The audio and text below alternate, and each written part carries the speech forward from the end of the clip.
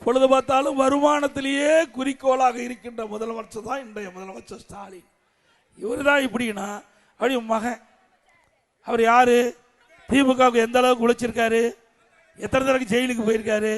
திமுக உழைத்தவன்லாம் வீதியில் நிற்கிறான். திமுக உழைத்தவன்லாம் சிந்திச்சு பாருங்க.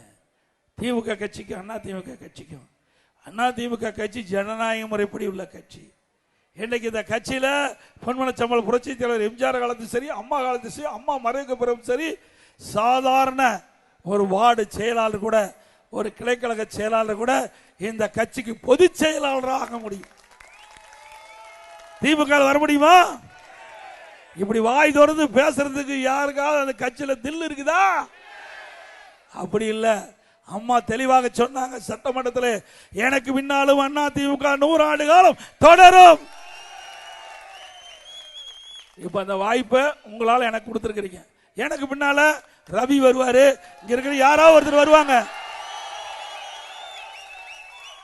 இப்படி வாய் திறந்து ஸ்டாலினால சொல்ல முடியுமா? சொன்னா அடுத்த நிமிஷம் பிடிக்கிட்டு விட்டுருவாங்க. அண்ணா திமுக அப்படி இல்லை. ஒரு குடும்பம் மாதிரி இருக்கின்ற கட்சி அண்ணா திமுக கட்சி.